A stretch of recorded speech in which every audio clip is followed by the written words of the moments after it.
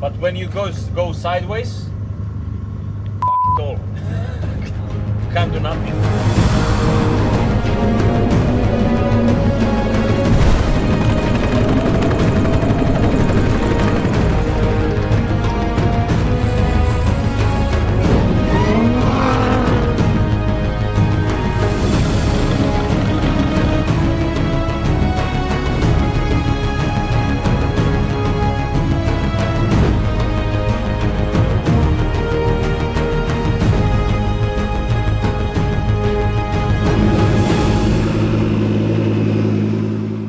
Willkommen zurück bei Time Out Racing. Und wenn du neu bei uns bist, ich bin der Sven und wir zeigen dir die Dakar, wie du sie im Fernsehen sicher nicht zu sehen bekommst. So, es ist 12 nach 8. Ich würde sagen, wir machen jetzt noch 20 Minuten Frühstückspause und dann geht's los. Mashallah, was soll...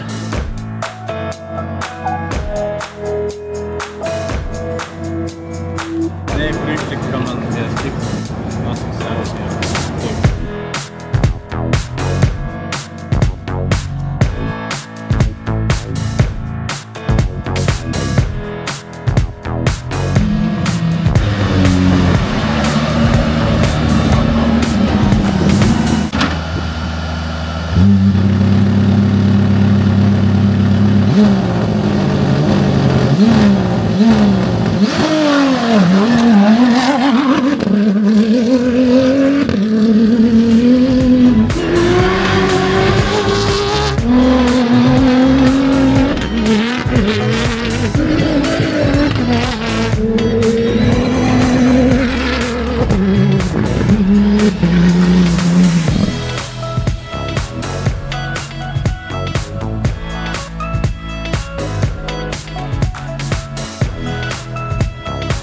Rudi, das ist nur für dich. Dein persönliches Schüferli und Basserli.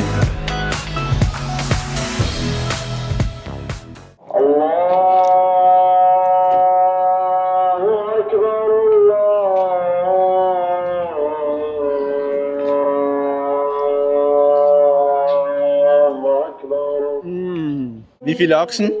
16. 16. Julia? 23. Ich habe gezählt in der Zwischenzeit. Ich habe auch nicht geschaut. Also da ist er. Ich sag 14. Den hatten wir vorher auf der Straße. 1, 2, 3, 4, 5, 6, 7, 8, 9, 10, 11, 12, 13, 14, 15, 16, 17, 18. 18 mal 4 mal 2. Das Ding hat 144 Reifen. Schau mal hier. Sieht nicht so gut aus, die Reifen. Vielleicht sollte man nicht unter den Lastwagen. Übel. Kommt Luft raus. Nee. 16. Und ich habe gedacht, eine mehr. The winner takes it all. Ich sag 14.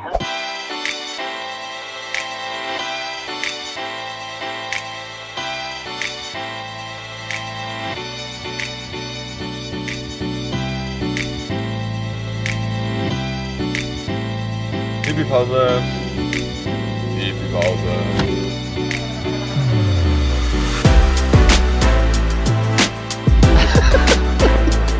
Guter Freund.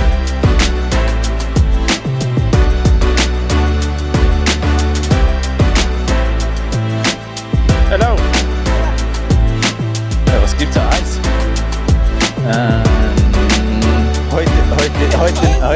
Heute nicht. Best Tea. Holy Energy. Den brauchst du für die langen Strecken in Saudi-Arabien ins nächste Camp. Wow.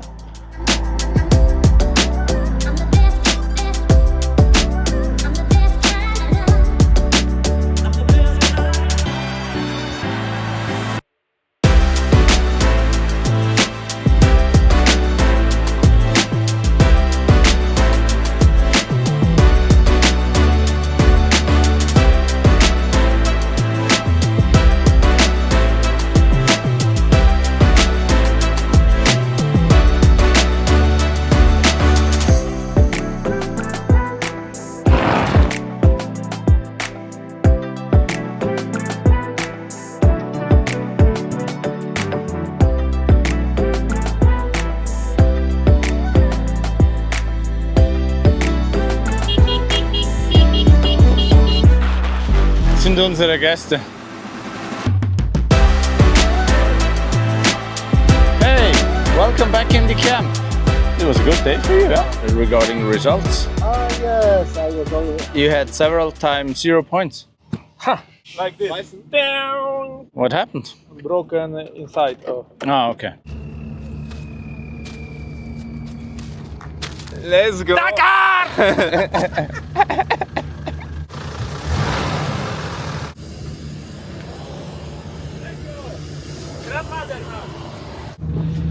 Wenn ich jetzt ein Rennfahrer wäre und du würdest mich fragen, auf was habe ich mich gefreut? Auf eine Dusche.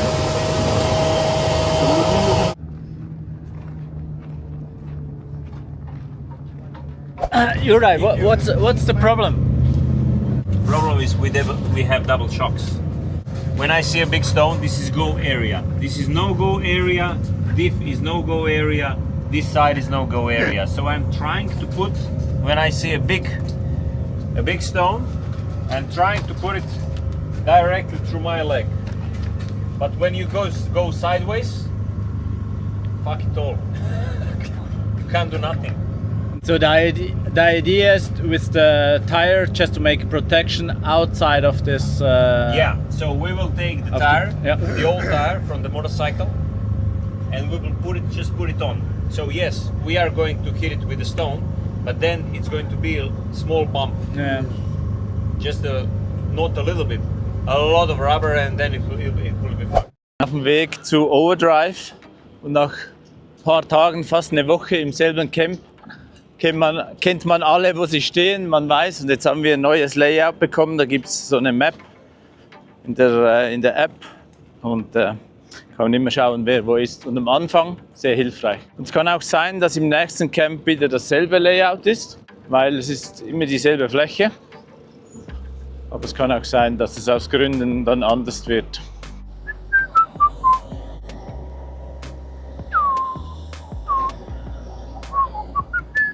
Grüß dich, Timo. Hi, Na ihr? wie geht's? Alles gut? Ja, ist Julia. Hallo, Timo, grüß dich. Wir sind hier bei Timo Gottschalk, wo mit Yazid fährt. Und wir haben jetzt die Möglichkeit, euch ein paar Sachen zu zeigen, wo man sonst auch nicht sieht. Timo, erklär uns mal diese Stadt. Was sehen wir hier im Hintergrund? Ja, erstmal hallo, willkommen bei uns hier im Biwak, im Hotel Yazid Al-Raji, würde ich mal sagen. Also wir haben ja unsere Camperburg, etwas größer als normal. Wir haben 3 Stück an der Zahl, die immer unterwegs sind, und wir fangen mal hier links an. Das ist eigentlich so eher so ein Schlafcamper mit 4 Wohneinheiten, sag ich mal, die alle eine eigene Dusche und eine eigene Toilette haben und ein Bett halt zum Schlafen. Ganz am Ende hier links ist meine Unterkunft. Geradezu der Camper, der quer steht, der ausziehbare, ist eigentlich eher so ein riesengroßer Meetingraum mit Sofas und wo man sitzen kann, gemütlich Kaffee trinken, Tee trinken kann, wo man sich trifft, wo man sich unterhält, wo man Sachen bespricht. Und der rechte hier ist eigentlich Yazid seine Suite, sag ich mal. Da hat er sein Bad, sein Schlafzimmer, sein Wohnzimmer drin. Das ist eigentlich ganz allein für Yazid. Also muss man schon sagen, also es ist echt ein großer, angenehmer Camper, wo man gut drin arbeiten, gut drin schlafen kann. Und klar, so ein Camper wie hier, wie die anderen haben, ist auch in Ordnung. Aber hier hat man dann doch schon ein bisschen mehr Privatsphäre, ein bisschen mehr Platz drin. Und gerade wenn man ein Zimmer für sich allein hat, ist das schon mal was ganz anderes, ne? Kannst du ein bisschen von der Stage heute erzählen?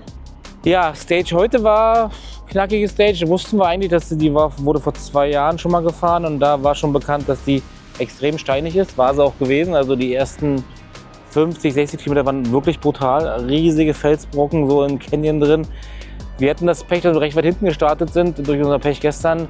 Haben viel Staub gehabt, konnten schwer überholen, mussten uns so langsam rankämpfen, aber die Riesensteine waren doch recht respekteinflößend, da haben wir ein bisschen ruhiger gemacht.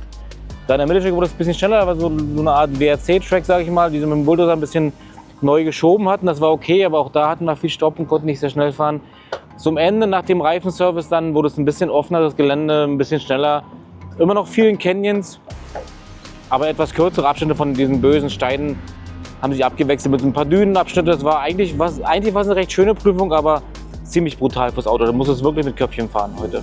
Habt ihr heute Topspeed erreicht? Ja. Wir hatten heute 2, 3 Ecken da, wo es wirklich lang hinging, wo wir auch im Topspeed waren, ja. Bis 160, oder? 170. 170. 170 ist Topspeed, ja. Abgeregelt bei uns, ja. Du hattest ja letztes Jahr einen Unfall mit Yazid. Du bist aber gut genesen. Ich habe dich vorher gefragt, das war wichtig. Ja, wir hatten in Jordanien einen recht heftigen Crash, wo wir uns beide ziemlich am Rücken verletzt haben. Aber toi toi toi ist das alles so gut wie überstanden. Also ich hatte einen super Doktor, wurde super operiert und war recht schnell wieder fit. Bei Yazid hat es ein bisschen länger gedauert, weil er nicht operiert wurde. Ist ganz normal, dass es ein bisschen länger dauert, aber eigentlich sind wir jetzt wieder zu 100% fit, würde ich sagen. Und das eine ist das Körperliche, aber du hast ja auch das Mentale. Kann man da wieder volle Attacke fahren oder ist da ein bisschen Ja, ich glaube, reduzierter? für mich ist es eher weniger ein Problem als für Yazid. Klar, für einen Fahrer ist es immer ein größeres Problem, auch mental wieder 100% bei der Sache zu sein, weil immer noch diesen Unfall, der auch eine Weile gedauert hat, bis das alles überstanden war, immer noch im Kopf irgendwie hängen bleibt. Ne? Und das muss man sich so selber wieder rausfahren. So, glaube ich, so, das dauert so ein bisschen. Bei Yazid dauert es so ein bisschen länger, um das wieder aus dem Kopf rauszukriegen, weil er doch schon viel nachdenkt. Aber gerade heute haben wir wieder gesehen, heute sind wir einen guten Speed gefahren, ohne groß über nachzudenken und dann passten die Zeiten auch wieder. Ja. Hast du im Auto etwas für dich speziell angepasst? Nö, eigentlich nicht. Also das ist der typische Standard, den wir als Beifahrer haben, unsere beiden GPS da vorne dran, den Tripmaster. Also ja, das. Benutzt du beide Tablets oder ist eines wirklich Eins nur ist eher so ein bisschen Backup, Ja. aber auf dem einen habe ich halt andere Sachen drauf als auf dem anderen. Also okay. das linke, mein Haupttablet, da ist der ganze Rotpunkt drauf und alles, eher so die Navigation. Und das rechte ist eher nochmal die einzelnen Wegpunkte und unten nochmal so eine Art Kompass-Grid, wo man sehen kann, welchen Track man die letzten 5 Kilometer gefahren ist. So, mein Name ist Timo Gottschalk, Beifahrer von Yazid Al-Rachi, hier bei Overdrive im Toyota. Und die heutige Zahl ist die Nummer 17. Viel Erfolg euch. Danke, ciao.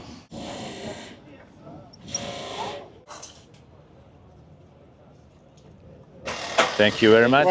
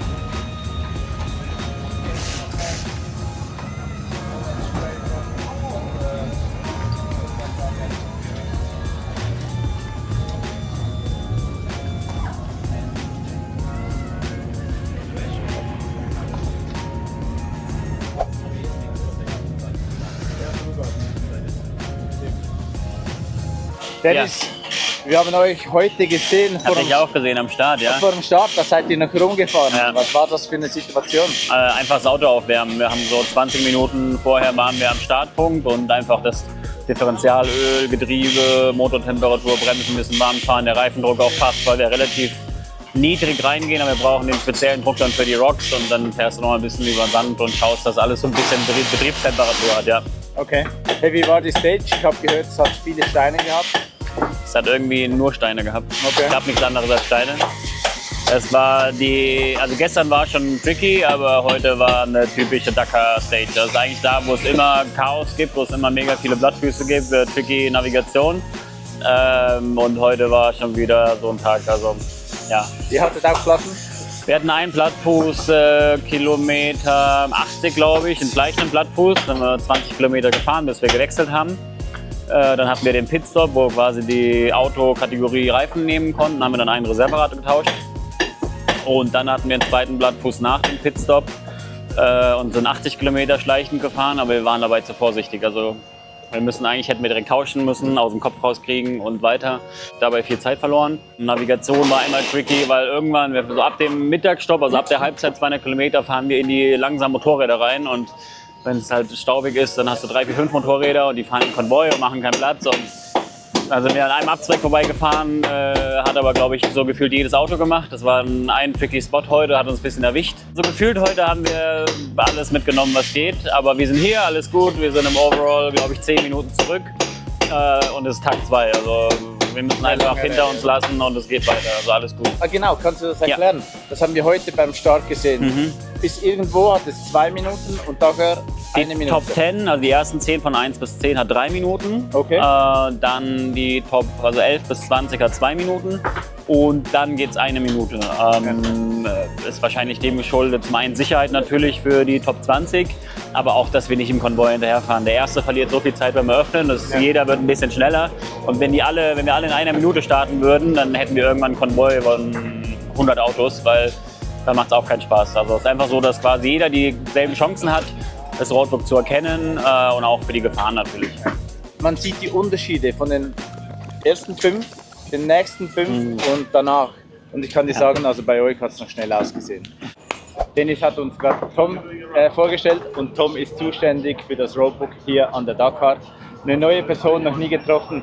Tom, maybe you can explain how to build a roadbook for the Dakar. The story starts actually right after coming back from this one.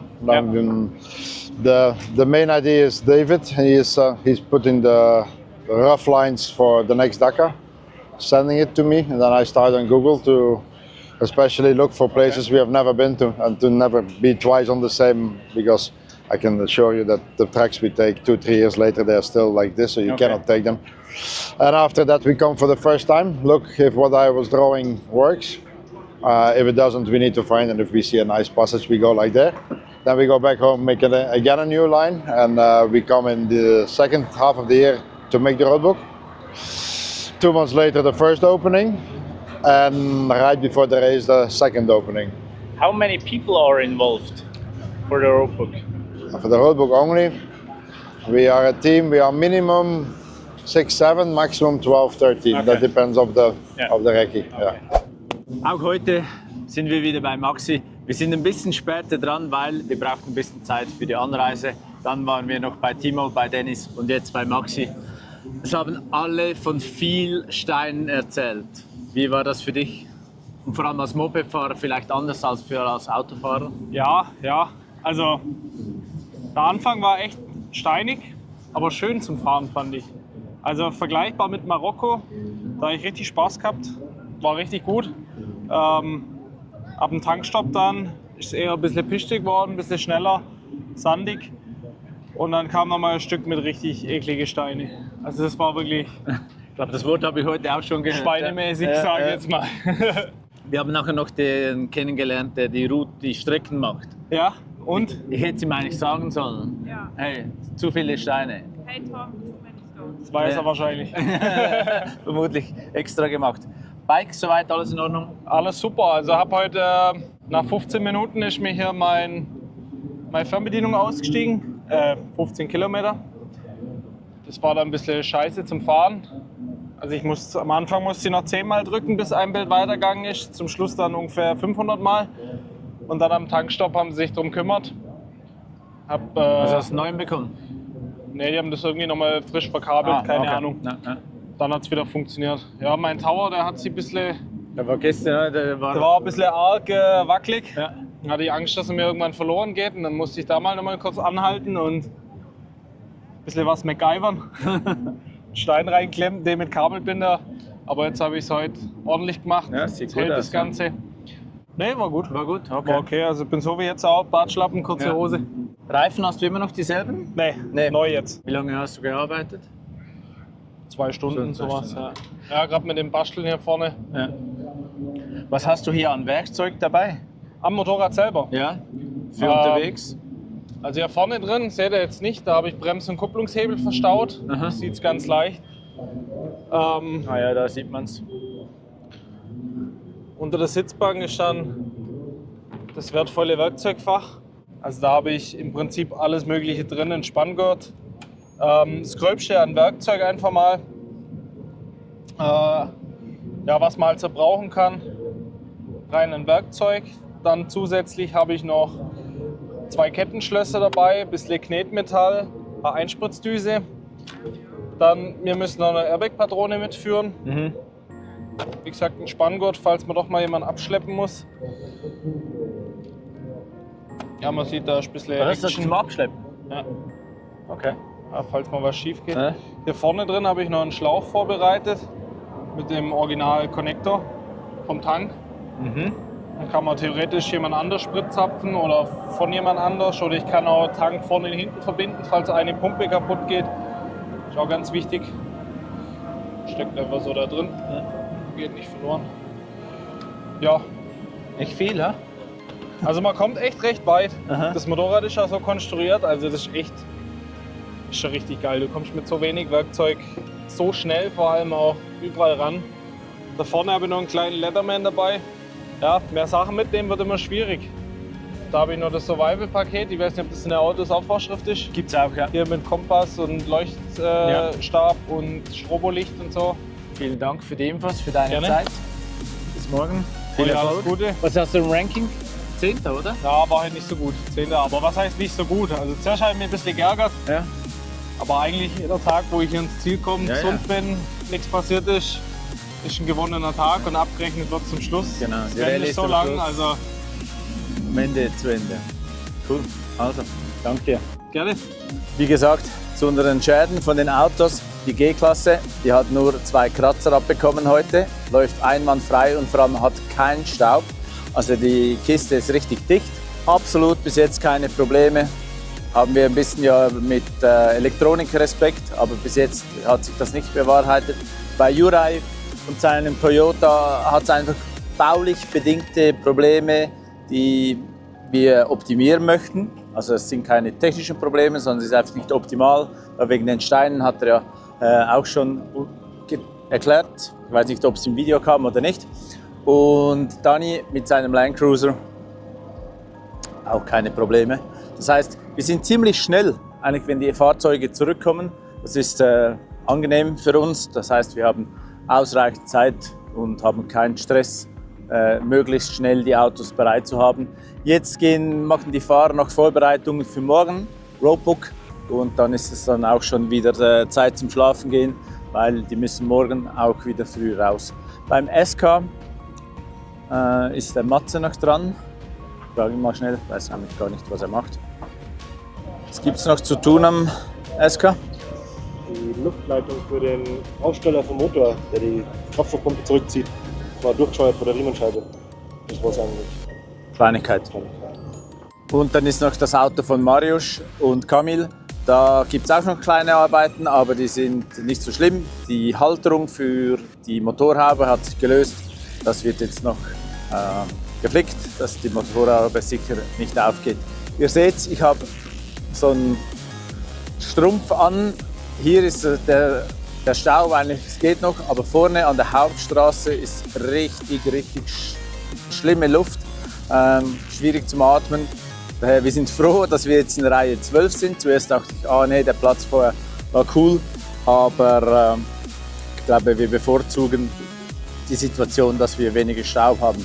Und man sieht es, oder man sieht es auch nicht, wir haben ausreichend Platz für richtig großzügige Bedingungen. Ich denke, das ist auch ein Vorteil, wenn man eher ein bisschen auf der Seite ist. Das war's mit den ersten Eindrücken von Alula. Ein cooles Camp, wir haben richtig viel Platz. Wenn es euch gefallen hat, liked das Video, fragen wir immer gerne in den Kommentaren und abonniert bitte unseren Kanal, das hilft uns mit der Reichweite.